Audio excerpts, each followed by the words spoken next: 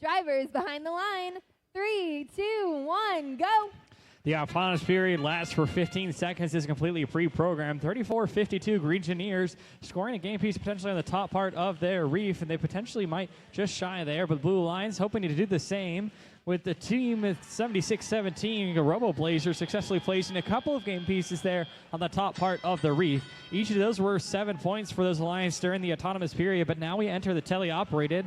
So the remainder 2 minutes and 50 seconds robot game pieces scores are worth just a little bit less than they were in the autonomous period. 39-40 Cyber 2 with their robot Makey, delivering game pieces to the bottom part of their trough. We're 2 points for their lines, but they're potentially making their way towards that ranking point threshold bonus.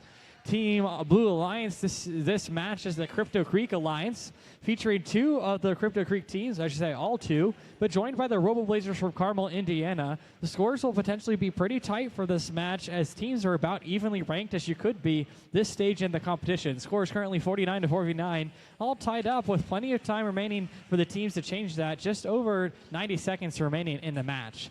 94-91, one of the Crypto Creek teams is lining up to place a game piece on the bottom part of their trough, pulling away at just the last moment, so we'll have to give them another opportunity that they had to pick up additional game pieces from their human player station.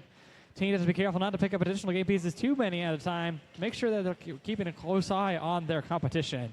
Team 74-54, that's Huskies on Hog, to potentially scoring a game piece onto the L3 level of their reef, worth 4 points for their alliance. Unfortunately, rejecting it into the opposite direction, they will need to pick up additional game pieces from their human player core station to get additional game pieces into the field of play.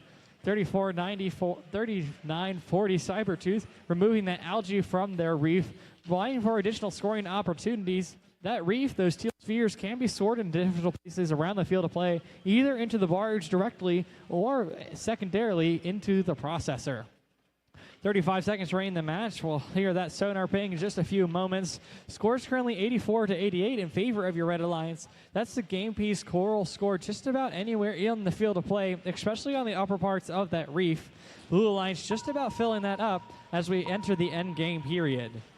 Teams are making their way over to those hung cages. They do need to get elevated off the ground to score additional points for their alliance. Team 76-17, the Robo Blazers needs to get attached onto that cage to get elevated. 39-40, already well elevated off the ground. They'll probably stay there. Teams need to be elevated off the ground and stay there for the remainder of the match. And that's all the time we have for qualification match 6 here at the Fifth District Washington event, sponsored by Vincennes University Center for Applied Robotics and Automation. Stick tight for those scores.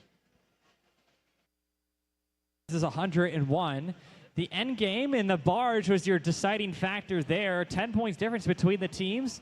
Red Alliance running away with all 6 of those ranking points in Narwhal match here in the state of Indiana. So that's 3 for winning the match, and 1 for the work in autonomous, another for the work in the end game, and filling up that reef for all of those levels. No algae scored yet so far, but stick tight for qualification match 7.